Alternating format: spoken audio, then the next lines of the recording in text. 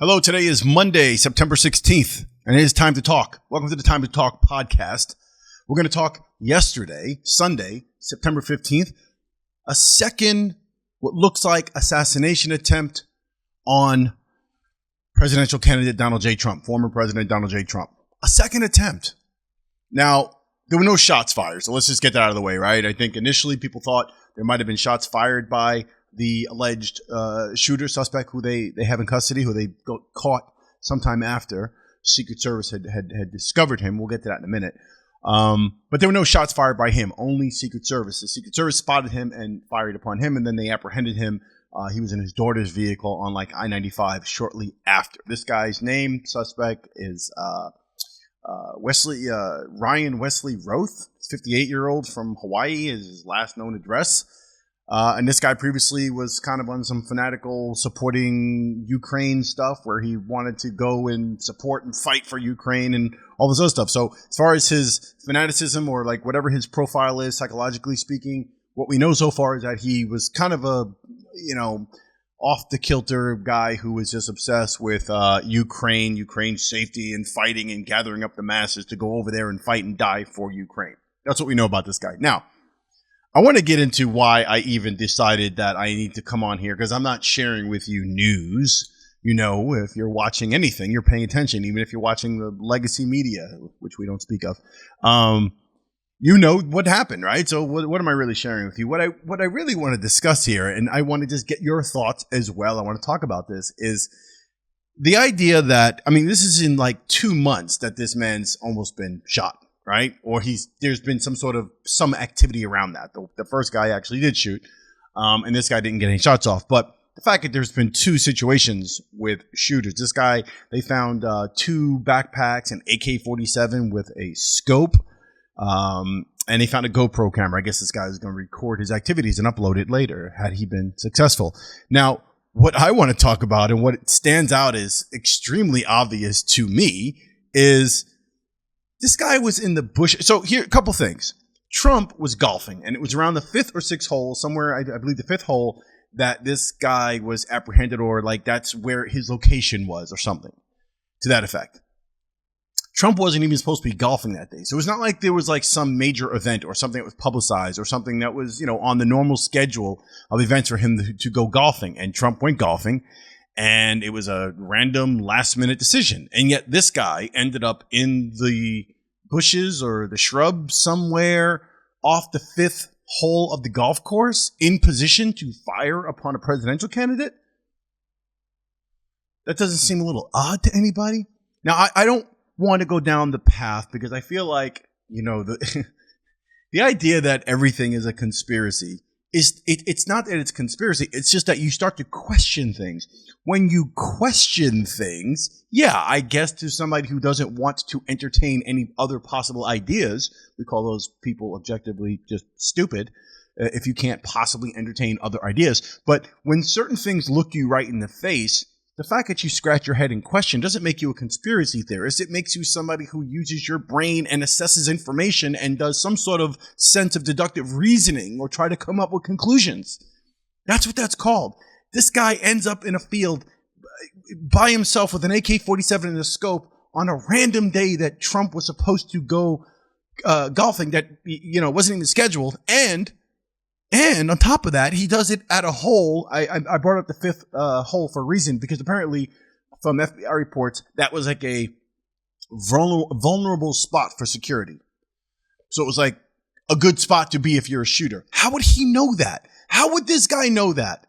How would this guy just show up on that day and be there? On top of all that, how is it possible Secret Service, just happened to spot the guy in the right spot? And then there was a witness that saw him running from the bushes. I need to know what the lay of that land looks like. How many pedestrians or how many people are hanging out in that area where someone happened to see a guy running from the bushes, get the license plate of his car, think really fast. Oh, it might be someone trying to assassinate the president. Did someone preemptively know that?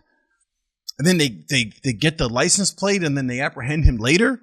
It just seems way too convenient, and it seems way too, they really are trying to, I'm just going to say it, they really are trying to take this guy out. And I don't think that's a good look for the country. I don't think it's a good look for the world. We are in some really dangerous times right now, and this on our political system, the strain, the stress, the anxiety, and the further division amongst our people, whether it's you're a Trump supporter or a Harris supporter, it doesn't even matter.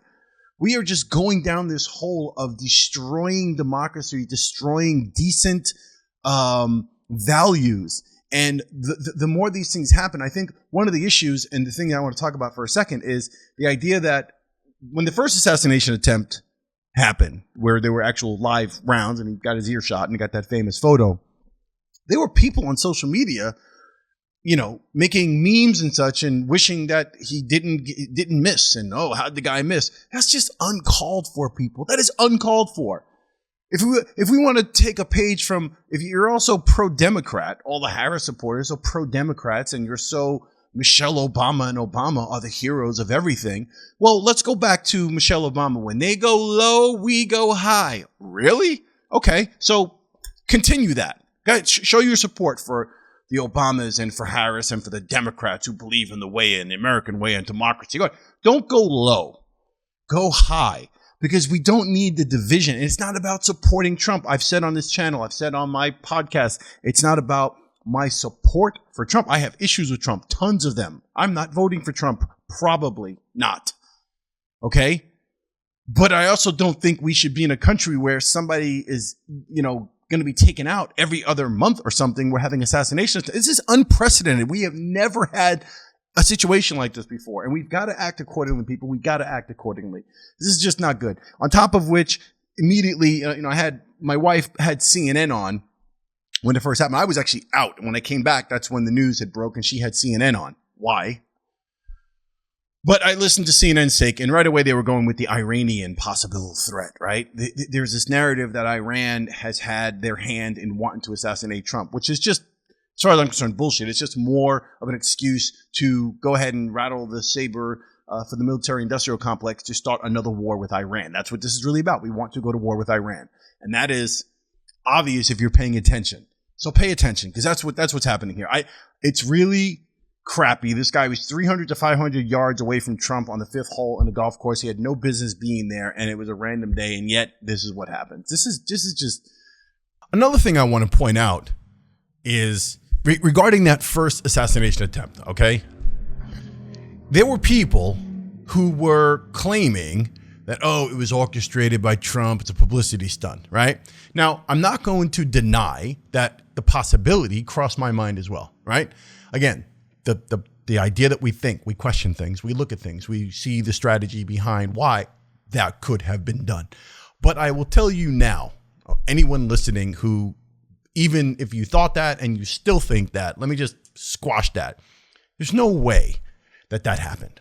There's no way. You don't orchestrate your own assassination with live rounds where someone else got killed, even if you're willing to sacrifice. Let's just say the Trump administration, the Trump people and his team and him were so devious and so just like void of any type of humanity, and they decided it would be okay if they let someone in the audience die or get shot. Who cares about them?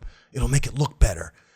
Even if they did that, you're still taking the chance with your candidate, with your guy getting shot in the face or in the ear, in the head, or dying. That is not something you orchestrate and attempt to pull off.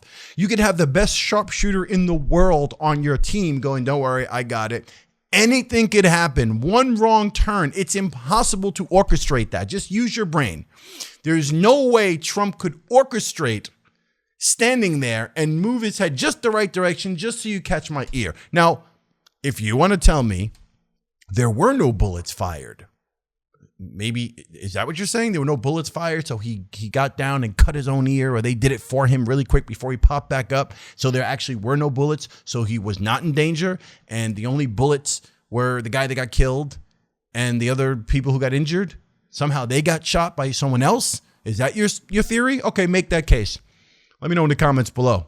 Let me know. But I just want to put that out there, that first attempt on his life was not an orchestrated event by Trump. I just think that's a little ridiculous, and I wanted to speak on it really quick since we're talking assassination and such. The other thing that strikes me is Biden, who, again, I don't know if you guys know this or not, if you're paying attention. We don't have a president. We don't have a president. We've got like a fake, vice president who's been uplifted as the darling of the media and the Democratic Party, and she's been thrust into the spotlight as the shining savior of hope and democracy. But we don't have a president who's running the world right now. And I'm saying that because so far, at the time of this taping this podcast, he hasn't even said anything about the assassination attempt or the alleged someone being found with an AK-47 in the woods, in the bushes, on a golf course, right? He hasn't even said anything. Harris gave a scripted, line in her X account, but Biden hasn't said anything. Come on, people. What's going on? What's going on? I've said what I had to say. You really have to pay attention to what's going on, people. And you don't want to celebrate the idea that somebody almost got shot again, or something could have happened. Like, you just don't want that. What you want to do is win the best way you can, get it over with. Let's see what happens. And I don't even think that's going to go smooth. I wouldn't be surprised if there's another assassination attempt. Let's hope not. We don't need this. We don't need this for either side. No one should have their life threatened or go through this. It just makes everything that much more miserable. And what we need right now is some freaking solidarity, man, to quote Mr. Pink from Reservoir Dogs. Some of you will get that reference. But anyway, yeah, we got to chill out. And this is bad. Let me know in the comments below what you think about this. Let me know what you think about whether this whole push of always sort of associating Iran with the possibility of wanting to get rid of Trump. Who do you think's trying to take him out? Who do you think's trying to take him out? Do you think someone's trying to take him out? What do you think? Let me know. Time to Talk podcast. This week, we'll see what's up. I might try to do a live. Stay tuned. I appreciate those who have subscribed and all those who comment and say what you got to say. I hear you. I respect everything you guys have to say. It is what it is. I'm not always going to agree. We're not always going to agree, but that's what it's all about. All right. Much love to everybody. Have a great week, and I'll see you next on the Time to Talk podcast sometime this week. Peace.